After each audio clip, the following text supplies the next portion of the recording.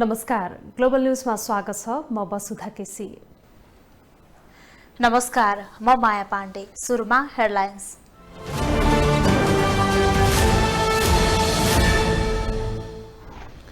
स्थानीय निर्वाचनको मतगणना निकै सुस्त, कतिपय स्थानमा अझै सुरु भएन, मत परिणाम आउन समय लाग्ने।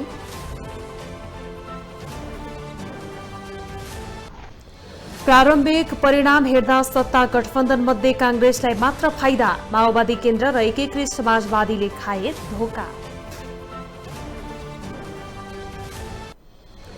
प्रधानमन्त्रीकै गृह थलोमा कांग्रेसले जोगाइन साख, वडा अध्यक्षमा बीपी कांग्रेसका उम्मेद्वार विजयी।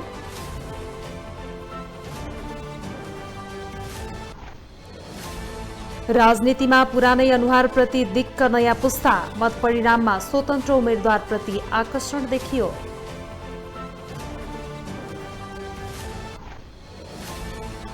र नेपाली महिला टोलीले घरेलु मैदानमा युगाण्डासँग 5 टी20 श्रृङ्खला खेल्ने उत्साहित 22 सदस्यीय टोली।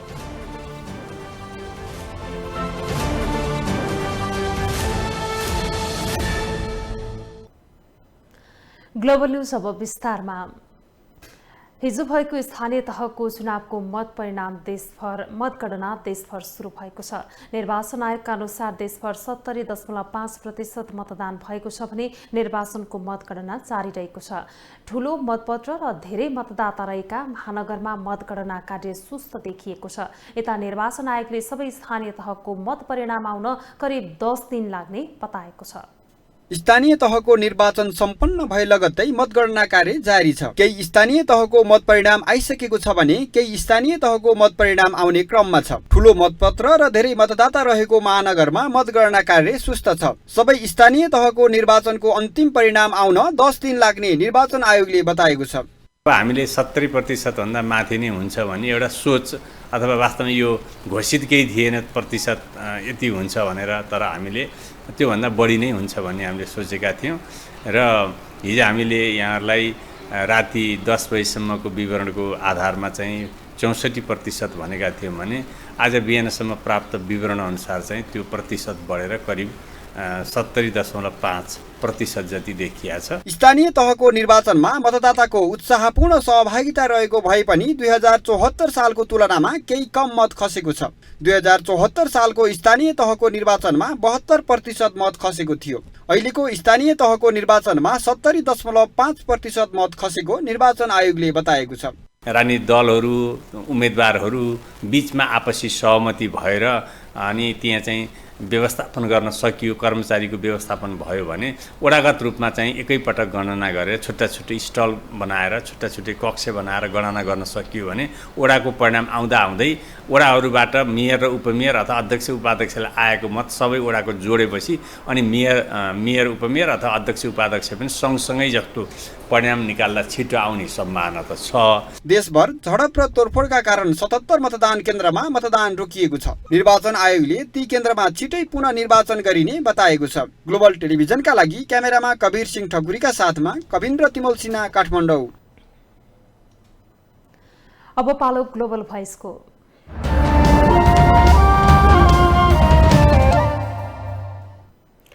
स्थानीय चुनाव सम्पन्न भएको 24 घण्टा बित्दा पनि अपेक्षाकृत रूपमा मतगणना अघि बढ्न सकेको छैन। अझ महानगर तथा उपमहानगरपालिकाको मतगणनामा अत्यन्त सुस्तता देखिएको छ। यसै सन्दर्भमा ग्लोबल भोइसमा आज हामीले सोधेका छौँ, मतगणनामा भइरहेको सुस्ततालाई के भन्नुहुन्छ? भेटे चाहिँ अब सबैले बैठक बसेर उनीहरूले कसरी निर्णय गरेर हामीलाई थाहा भएन होइन। तर पहिलाको गत वर्षको इलेक्सनको हामीसँग अनुभव भएअनुसार चाहिँ मतपेटिका आइसकेपछि मुचल गरेर त्यही राति गन्ने गरेको थियो। यसपालि चाहिँ किन गरेन त्यो हामीलाई थाहा भएन खासै। लाग्छ फेरि अब सेटिङ हुँदैछ। अब सुरुमा धेरै लामो मतपत्र छ अनि फेरि 7 ठाउँमा चाहिँ गर्नुपर्ने अनि चाहिँ सबैको गर्दाखेरि चाहिँ लामो भएको छ। आशा लागेको छ कि अब विधि सिस्टम चाहिँ एउटा फलो गर्दै जाँदाखेरि छिटै होला। अहिले स्थानीय चुनावमा छानिएका चाहिँ को आउलान् भन्ने हामीलाई होइन, त्यही कारणले हामी यहाँ आएर बसेको। अब ढिला भइरहेछ। अब ढिला हुनुको कारण पनि अब सेटिङ पनि हुँदै होला। अब छिटै होला जहाँसम्म लाग्छ। नेपाल सरकारकै व्यवस्थापनको कमजोरी हो। 29 वडा छ होइन, एउटा एक ठाउँमा एउटा वडा सानो ठाउँमा गनेर पनि हुँदैन नि त।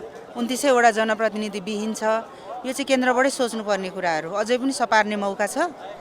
यसलाई चुस्त गर्नलाई 4 ठाउँ 5 ठाउँ गनियोस्, छिटो होस्। यो जनतालाई एकदम यो बेहाल बनाएको अवस्था छ र स्थानीय तह पनि रिक्त भएको अवस्था छ। यही तरिकाले हो भने त मेयरको रिजल्ट आउनलाई त 1 महिना लाग्ने भयो। त्यो सरकारको म्यानेजमेन्टको कमी हो जस्तो लाग्छ हैन। 29 वटाको मतगणना गर्ने ठाउँमा जम्मा एउटा कोठाबाट गइरहेछ। यसलाई चाहिँ अलि 3-4 वटा कोठामा 1, 2, 3 गर्नुपर्ने। अब स्थानीय निकाय प्रतिनिधि बिन भएको अवस्थामा यो अहिले सरकारको अहिलेको गणना हेर्दाखेरि त यो महिनौँ दिन लाग्छ नतिजा आउनलाई।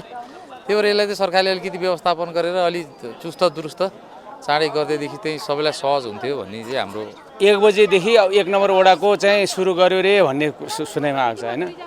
तपाईँको अब यसरी 1 नम्बरको माने अब 4-5 घन्टा 3-4 घन्टा लागिसकेको छ। यसरी भयो भने त के 1 महिनासम्म गर्ने हो कि? मलाई लाग्छ अब 1 वडा नम्बर 1 को रिजल्ट आइसकेपछि अब दबाब गरेपछि सबै पछिबाट यो किन यसरी भएपछि अनि चाहिँ यहाँको मान्छेको। तर यो हाम्रो निर्वाचन आयोगको पनि गलत भन्छु म। किनभने त्यतिखेर हाम्रो 2-3 वटा गिन्ने मतदान सङ्ख्या राखेको थियो। यसपालि चाहिँ एउटा मात्र भएको छ। फेरि यसमा चाहिँ हामी एउटा सर्वसाधारण र हामी जस्तो एउटा पार्टीको सदस्यताहरूले पनि नबुझेको हो कि। मुख्य गरेर सरकार नै यसको जिम्मेवार छ र अनि कर्मचारी प्रशासन जुन अब गत स्थानीय निर्वाचनमा पनि समयमा मतपरिणामहरू सार्वजनिक नभएको, अब सरकारको पनि केही त्यसमा आफ्नो स्वार्थहरू लुकेको र अहिले पनि त्यस्तै होला भन्ने डर हामीलाई लागेको छ।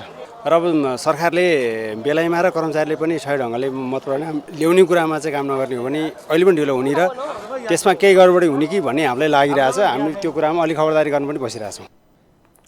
स्थानीय तहको निर्वाचनमा दलहरूले प्राप्त गरेको मत सुरुवाती अग्रता र केहीको अन्तिम नतिजाले कांग्रेसलाई गठबन्धन गर्दा फाइदा भएको देखिएको छ। तर त्यो भन्दा पनि बढी फाइदा कांग्रेसले एकीकृत समाजवादी र माओवादीका उम्मेदवारलाई नपत्याइदिँदा एमालेलाई भएको छ। सुरुवाती अवस्था हेर्दा कांग्रेसलाई एकीकृत समाजवादी र माओवादीले मत दिएको भए पनि कांग्रेसले उनीहरूलाई मत नदिएको देखिएको छ। स्थानीय तह निर्वाचनको पछिल्लो केही स्थानको अन्तिम मत परिणाम र दलहरूको अग्रता हेर्दा 5 दलीय गठबन्धन अघि छ। गठबन्धनमा पनि कांग्रेस मात्रै अघि छ। हालसम्म कांग्रेसले जित हासिल गरेको स्थानीय तहहरू प्रायमा गठबन्धन भएको पनि हो। तर केही हिसाबमा माओवादी केन्द्र र एकीकृत समाजवादीलाई भने समान हिसाबमा मत प्राप्त भएको पाइएन। हुन त यो रिपोर्टमा निर्वाचन मत परिणामको सुरुवाती नतिजा र अग्रतालाई आधार मानिएको छ, जसमा कांग्रेसबाट कम्युनिस्टहरूलाई भएको धोकाले अर्को कम्युनिस्ट एमालेलाई भने केही फाइदा भएको देखिन्छ। निर्वाचनमा अहिले प्रतिद्वन्दिता बढेको छ र अहिले एकले अर्कोलाई समाप्तै गर्नुपर्ने जस्तो, मतलब एउटा विनर टेक्स अल, जित्नेले सबै चिज जित्छ, हार्नेले सबै। म हार्यो भने म सिद्धिएँ होइन। लोकतन्त्र भनेको एउटा खेल हो। खेलमा एउटा खेल हार्दैमा त्यो फुटबल टिम समाप्त हुन्छ। त्यसको एक उदाहरण हो काठमाडौँ महानगर। काठमाडौँमा गठबन्धनका साझा उम्मेद्वारको रूपमा कांग्रेसकी सृजना सिंह प्रमुखमा र एकीकृत समाजवादीका रामेश्वर श्रेष्ठ उपप्रमुखका उम्मेद्वार छन्। तर उनीहरूले पाएको मत समान छैन। कांग्रेसकी सृजनाले पाएको मत भन्दा निकै कम मत श्रेष्ठले पाएका छन्। अर्कोतिर श्रेष्ठको प्रतिस्पर्धी एमालेकी सुनिता डंगोलको लोभलाग्दो अग्रता कायमै छ। यो त एक प्रतिनिधि उदाहरण हो। गठबन्धनको भागभण्डामा प्रमुख पद नै आफूले पाएको भरतपुर महानगरमा पनि माओवादीका उम्मेद्वार कांग्रेसका उपप्रमुख उम्मेद्वार भन्दा पछि छन्, जसले एमालेलाई फाइदा भएको छ। सुरुवाती यो नतिजा र अग्रताले दल र शीर्ष नेताहरूले अपेक्षा राखे जस्तो वा सोचे जस्तो चुनावी नतिजा नआउने पक्का भएको छ। त्यसो त दलका शीर्ष नेताहरूले एकले अर्कालाई सखाप पारेर मरिमेटेरै चुनावी दौडमा सरिक भएका थिए। तर सुरुवाती मत परिणामले न कांग्रेस महामन्त्री गगन थापाले भने जस्तो एमालेलाई भ्याको मान्न सफल होलान् जस्तो देखिन्छ, न एमाले अध्यक्ष केपी शर्मा ओलीले नेकपा एकीकृत समाजवादीलाई पत्ता साफ गर्ने अवस्था छ, न त माओवादी केन्द्रका अध्यक्ष पुष्पकमल दाहाल प्रचण्डले भने जस्तो एमालेलाई तेस्रो बनाउन नै सक्ने अवस्था देखिएको छ। अत अन्तिम सम्मको चुनावी मत परिणामले दलहरूलाई यसपछि कुन पार्टीसँग चुनावी तालमेल वा समीकरण गर्ने कि एकल प्रतिस्पर्धामा होमिने भन्ने चाहिँ सोच्न बाध्य बनाउने अवस्था निम्त्याउने पक्का छ। क्यामेरामा विजय ठकुराठीका साथमा विकास आचार्य, काठमाडौँ। प्रधानमन्त्री शेरबहादुर देउवाको गृह ओढामा कंग्रेस पराजित भएको छ। करुवा चुनाव चिन्ह लिएर उम्मेदवारी दिएका कंग्रेस बीपीका नरेश भण्डारी अध्यक्षमा विजय भएका हुन्, जसले प्रधानमन्त्री देउवालाई नैतिक संकट पैदा गरेको छ। प्रधानमन्त्री शेरबहादुर देउवाको आफ्नै वाडामा नेपाली कंग्रेस पराजित भएको छ। डडेलधुराको गन्याबधुरा वाडा नम्बर 1 रुवा खोलामा कंग्रेसका उम्मेदवारलाई हराउँदै कंग्रेस बीपीका उम्मेदवार नरेश भण्डारी अध्यक्षमा विजयी भएका हुन्। भण्डारीले 673 मत ल्याउँदा कंग्रेसका उम्मेदवार चन्द्रबहादुर देउवाले भने मात्रै 544 मत ल्याउन सफल भए। कंग्रेसबाट विद्रोह गरी कंग्रेस बीपीको तर्फबाट नरेश भण्डारी अध्यक्षको उम्मेदवार बनेका थिए। डडेलधुराका कंग्रेसका पूर्व सभापति कर्णबहादुर मल्ल र कंग्रेस सभापति शेरबहादुर देउवाका टसलका कारण डडेलधुरामा मल्ल समूहले कंग्रेस बीपीबाट जिल्लाभर कंग्रेस विरुद्ध उम्मेदवार उठाएको छ। गन्याबधुरा बाहेक अन्य स्थानको मतगणना जारी रहँदा देउवाकै गृह वाडामा भने कंग्रेस प्रतिकूल नतिजा आएको हो। अन्य वाडामा पनि कंग्रेसलाई चुनौती रहेको बुझिएको छ। देउवाको गृह पालिका गन्याबधुरा 1 मा पर्दछ। केही समय अघि मात्रै चुनावी प्रचारमा देउवा पत्नी आर्जु देउवाले डडेलधुरा पुगेर कंग्रेसले नजितेको स्थानमा बजेट नपठाउने भन्दै दिएको अभिव्यक्तिले पनि कंग्रेसको माहौल बिगारेको र हार बेहोर्नु परेको विश्लेषण गरिएको छ। उनले करुवा सरुवा हरुवा पार्टीलाई भोट हाल्ने होइन भन्दै विवादास्पद अभिव्यक्ति दिएकी थिइन्। जब कांग्रेसको मेयरै हुनु त हामी किन पैसा पठाउँछौँ? सो यो कुरालाई पनि ध्यान दिएर यो करुवा सरुवा हरुवा पार्टीहरूलाई भोट नहाल्नु। त्यसो त देउवालाई मल्लले चुनौती दिएपछि देउवा निर्वाचन अघि डडेलधुरा नै गएर बसेका थिए। उनले शुक्रबार बिहान मत त्यहीँबाट गरेका थिए, तर पनि आफ्नो दललाई त्यहाँबाट जिताउन सकेनन्, जसले देउवालाई नैतिक संकट पैदा गरेको छ। क्यामेरामा विजय ठकुराठीका साथमा विकास आचार्य, काठमाडौँ।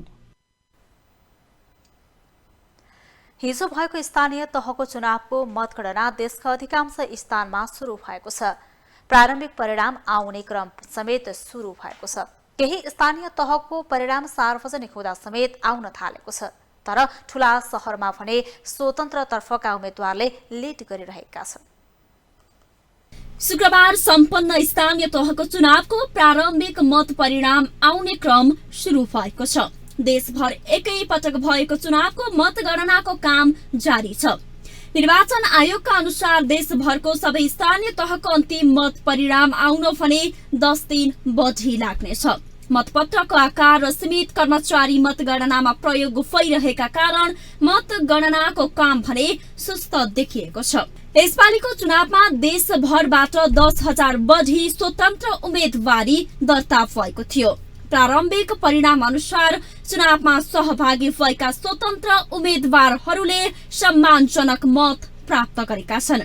काठमाडौँमा गठबन्धन बनाएर मेयरमा उम्मेदवारी दिएकी कांग्रेस नेत्री सिर्जना सिंह र नेकपा एमालेका नेता समेत रहेका पूर्व मेयर केशव स्थापित भन्दा स्वतन्त्र उम्मेदवारी दिएका वालेन शाह अघि देखिएका छन्। राजनीतिक रूपमा काठमाडौँका हरेक ओडा र टोलमा समेत संगठित सदस्य रहेका राजनीतिक दलको तुलनामा संगठित मतदाता नरहेका शाहले अग्रता कायम गरेका हुन्। बालेनका पक्षमा त मतगणना स्थलमा नाराबाजी समेत देखिएको छ। उता धनगढीमा गठबन्धन बनाएर उम्मेदवारी दर्ता गराएका पूर्व मेयर नृप ओडभन्दा अघि स्वतन्त्र उम्मेदवार गोपी हमाल देखिएका छन्। हमालले यस अघिको स्थानीय तहको चुनावमा समेत सम्मानजनक मत पाएका थिए। यता जनकपुर उपमहानगरपालिकामा पनि स्वतन्त्र उम्मेदवारी दिएका मनोज कुमार शाहले सुरुवाती अग्रता लिएका छन्। शाहले गठबन्धनका उम्मेदवार लाल किशोर शाह भन्दा बढी मत ल्याएका हुन्। जनता समाजवादी पार्टीबाट उम्मेदवारी दिएका लाल किशोर शाह निवर्तमान मेयर हुन्। पोखरामा स्वतन्त्र उम्मेदवारी दिएका गणेश पौडेलको पनि मत सम्मानजनक नै देखिएको छ।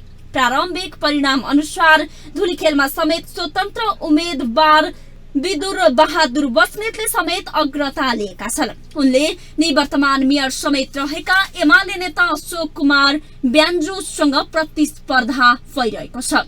त्यस्तै महोत्तरीको बर्दिवास नगरपालिकामा स्वतन्त्र उम्मेदवारी दिएका प्रहलाद कुमार छेत्रीले सुरुवाती अग्रता लिएका थिए। जुम्लाको एकमात्र नगरपालिका चन्दनाथमा पनि स्वतन्त्र उम्मेदवारले सुरुवाती रूपमा फराकिलो अग्रता लिएका थिए। अघिल्लो स्थानीय तहको चुनावमा देशभरबाट 5,000 बढी स्वतन्त्र उम्मेदवार रहेकोमा यसपालि भने 10,000 बढीले स्वतन्त्र उम्मेदवारी दर्ता गराएका छन् र राजनीतिक दलप्रति बढ्दो वितृष्णा देखिएको स्वतन्त्र उम्मेदवारी दर्ता गर्ने लहर नै चलेको भए पनि अघिल्लो स्थानीय तहको चुनावमा भने कमै मात्रै उम्मेदवार विजयी भएका थिए। अब पालो बिजनेस न्यूजको।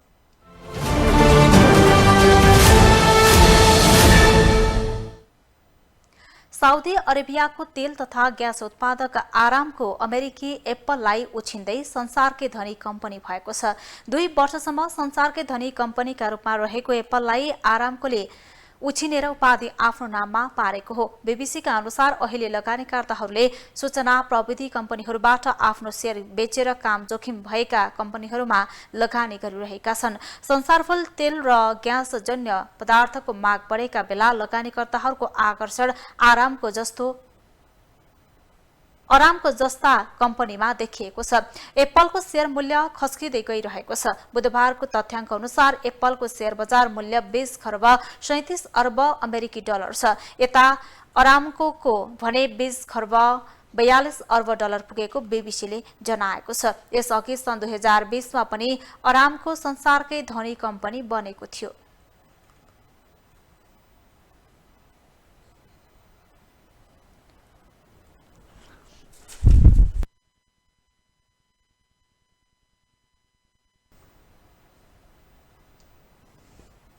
निर्वाचन सकिएपछि यति बेला देशभर मतगणना कार्य जारी छ। तर मतगणना जारी रहँदा अधिकांश मतगणना स्थलमा मतपत्र र मतपेटिकाको सुरक्षाका लागि नाराबाजी तारजालीको प्रयोग भएको छ। त्यसो त मतपत्रको सुरक्षाका लागि तारजाली र सीसी क्यामेरा जडान गरिएको तर्क निर्वाचन आयोगले गरेको छ। तर किन लोकतन्त्रमा जनताले नै दिएको मतको सुरक्षामा तारजालीको प्रयोग गर्नुपर्ने सम्मको स्थिति बन्यो? कविन्द्र तिमेलसिन्हाको रिपोर्ट। लोकतन्त्रको हुर्मत लिँदै यसपटकको स्थानीय तहको निर्वाचनमा देशका अधिकांश मतगणना स्थल मतपत्र र मतपेटिकाको सुरक्षाका लागि तारजाली प्रयोग भएको छ। निर्वाचन आफैमा सुन्दरता हो लोकतन्त्रको, तर त्यसलाई पनि कुरूप पार्ने तरिकाले पछिल्लो समय नेपालमा मतगणना स्थलमा तारजाली प्रयोग गरियो, जसले खासै राम्रो सन्देश राष्ट्रिय स्तरमा मात्र नभएर अन्तर्राष्ट्रिय स्तरमा नगएको विज्ञहरूको जिकिर छ। निर्वाचन सकिएपछि यति बेला देशभर मतगणना कार्य जारी छ। त्यसो त मतपत्रको सुरक्षाका लागि तारजाली र सीसी क्यामेराको जडान गरिएको तर्क आयोगको छ। तर लोकतन्त्रमा जनताले नै दिएको मतको सुरक्षा किन गर्नुपर्छ? गम्भीर प्रश्न भने जन्मिएको छ। मतदान अधिकृत यो हाम्रा सेक्युरिटीलाई जुन किसिमले ओरिएन्टेसन हुनुपर्ने हो गर्नुपर्ने र हाम्रा राजनीतिक दलहरू र निर्वाचन आयोगको बिचमा जुन संवाद हुनुपर्ने हो र नागरिक समाज दल र नेताहरूका जुन संवाद हुनुपर्ने हो, नागरिक समाज मिडिया पनि पढ्छ। हेर्नुहोस् है, तपाईँ नागरिक समाजभन्दा बाहिर होइन, हाम्रो नागरिक समाजको भोइस भनेकै तपाईँहरू हो। हेर्नुहोस् है, चोइस पो जनताको है।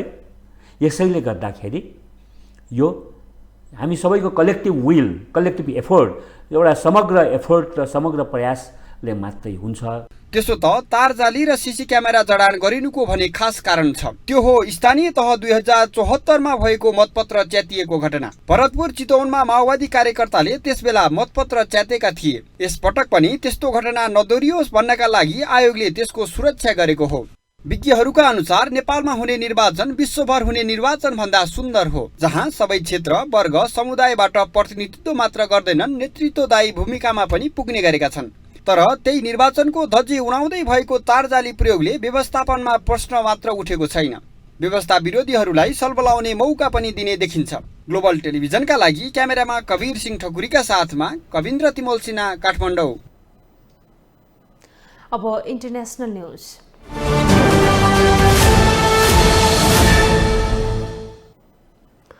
पूर्वी युक्रेनमा रुसी फौजलाई नदी तर्ने क्रममा युक्रेनी सेनाले आक्रमण गर्दा रुसी सेनाको एउटा इकाइ नै ध्वस्त भएको छ। युक्रेनी फौजको प्रत्याक्रमणमा रुसी सेनाको बटालियन इकाइ ध्वस्त भएको युक्रेनी सुरक्षा अधिकारीले जनाएका छन्। ठूलो नतिजा हासिल गर्नुपर्ने दबावका बीच रुसी फौजले अस्थायी पुल मार्फत नदी पार गर्ने जोखिमपूर्ण कदम चालेसँगै उनीहरू युक्रेनी फौजको निशानामा परेका हुन्। बेलायती रक्षा मन्त्रालयले बताए अनुसार यस आक्रमणमा रुसले झण्डै बटालियन आकारको सैन्य इकाइ गुमाएको छ। रुसी फौजको एक बटालियन सैन्य इकाइमा 7 देखि 800 सैनिक रहेका छन्। रुसी फौजले गत फेब्रुअरी 24 मा युक्रेनमाथि आक्रमण गरेसँगै हाल पूर्वी युक्रेनमा भीषण लडाईहरू भइरहेका छन्। पछिल्लो समय युक्रेनी सेनाले रुसी फौज विरुद्ध प्रत्याक्रमणलाई तीव्र पारेको अन्तर्राष्ट्रिय सञ्चार माध्यमले जनाएका छन्। उत्तर कोरियाले शनिबार ज्वरोबाट थप 21 जनाको मृत्यु भएको पुष्टि गरेको छ।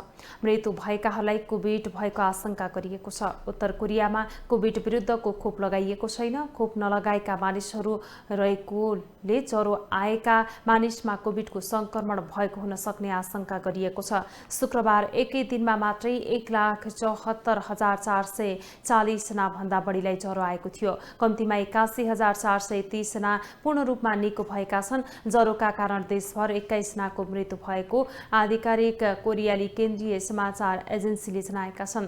उत्तर कोरियाको राजधानी प्योङयाङमा अत्याधिक संक्रमण ओमिक्रोन भेरिएन्ट पत्ता लागेको बिहिबार पुष्टि भएको थियो। त्यस लगत्तै नेता किम जोङ उनले राष्ट्रव्यापी रूपमा लकडाउन गर्न आदेश दिएका थिए।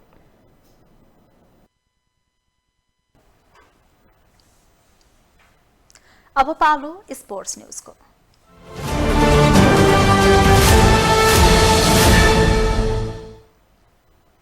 पुरुष राष्ट्रिय क्रिकेट टोलीको तुलनामा महिला क्रिकेट टोलीले बिरलै मात्र प्रतियोगितामा अवसर पाउँदै आएका छन्।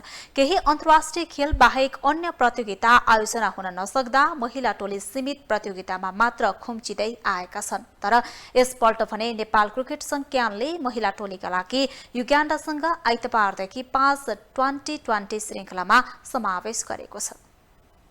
श्रृङ्खलामा सहभागी हुन पाउँदा टोली निकै उत्साही छ र घरेलु मैदानमा आयोजना हुन लागेको श्रृङ्खलाका लागि टोलीले सुखद नतिजा निकाल्न अभ्यास तीव्र रूपमा दिएको छ।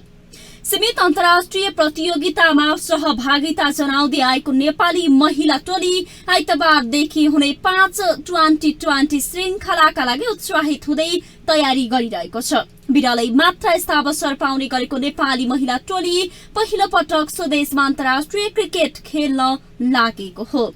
युगान्डा विरुद्ध हुने खेल 2020 अन्तर्राष्ट्रिय मान्यता प्राप्त रहेकाले यसले नेपालको विश्व वरियतामा पनि असर गर्नेछ। यसका लागि प्रशिक्षण जगत टमाटाले 22 सदस्यीय नेपाली महिला क्रिकेट टोलीको नाम पनि सार्वजनिक गरिसकेका छन्। नेपाल आउन लागेको टोली नेपाली टोली स्तरकै भएकाले श्रृङ्खला निकै प्रतिस्पर्धात्मक हुने टमटाईको भनाइ छ।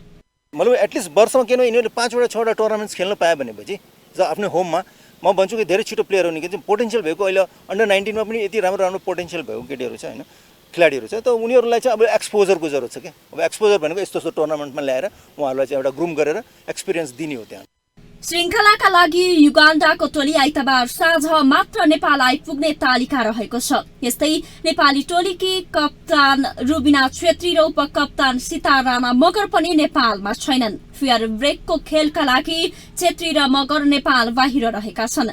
क्यानका अनुसार रुबिना आइतबार नेपाल आइपुग्ने छिन् भने सीता 1 वा 2 खेलपछि टोलीमा जोडिने बताइएको छ। घरेलु मैदानमा हुन लागेको श्रृङ्खला नेपाली टोलीका लागि अनुभव संगाल्ने अवसर भएको नेपाली टोलीकी सदस्य इन्दु वर्मा बताउँछिन्। जस अहिलेबाट नै हामीले यसरी नै सिरिजहरू धेरैमा धेरै भन्दा पाइराख्यौँ भने चाहिँ अवश्य त्यो वर्ल्ड कप अहिले जुन वर्ल्ड कप क्वालिफाई खेल्न सक्ने चाहिँ हाम्रो क्षमता छ। यसै गरी जतिवटा सिनियर यसरी नै सिरिज गराइदियो भने चाहिँ अवश्य हामी पनि खेल्नेछौँ। नेपाली महिला टोलीले आइतबारदेखि विश्व वरियताको 19औं स्थानमा रहेको युगान्डासँग खेल्न लागेको हो। नेपाल र युगान्डा बीचको पहिलो 2020 खेल जेठ 2 गते हुनेछ भने दोस्रो जेठ 3 गते र तेस्रो जेठ 5 गते हुनेछ। यस्तै चौथो जेठ 6 गते र अन्तिम खेल जेठ 7 गते हुनेछ। एफसी एशियन कप 2023 चीनमा आयोजना नहुने भएको छ। एसियन फुटबल कन्फेडरेसन एफसीले शनिबार चीनले आयोजकबाट नाम फिर्ता लिएको जनाएको छ। कोरोनाको महामारीका कारण देखाएर चाइनिज फुटबल एसोसिएसनले आयोजकबाट नाम फिर्ता लिएको एफसीले जनाएको छ। एफसीले नयाँ आयोजक राष्ट्रको नाम चाँडै घोषणा गरिने जनाएको छ। एफसीले 2019 मा चीनमा एसियन कप आयोजना गर्ने निर्णय गरेको थियो। प्रतियोगिता जुन 16 देखि जुलाई 16 सम्म हुने तालिका रहेको थियो।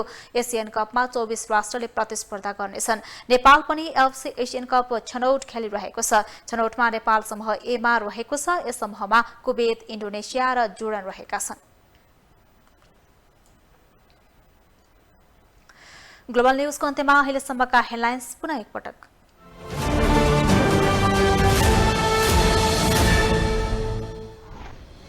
स्थानीय निर्वाचन अन्तर्गत मतगणना निकै सुस्त, कतिपय स्थानमा अझै सुरु भएन, मतपरिणाम आउन समय लाग्ने।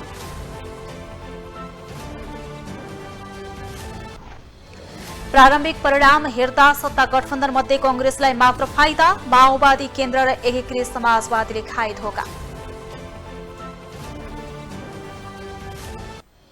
प्रधानमन्त्रीकै गृह थलोमा कंग्रेसको जोगिएन साख, वडाध्यक्षमा बीपी कंग्रेसका उम्मेद्वार विजयी।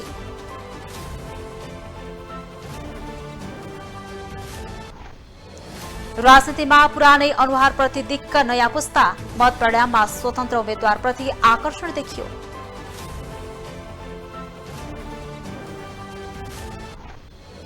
र नेपाली महिला टोलीले घरेलु मैदानमा युगान्डासँग 5 टी20 श्रृङ्खला खेल्ने उत्साहित 22 सदस्यीय टोली।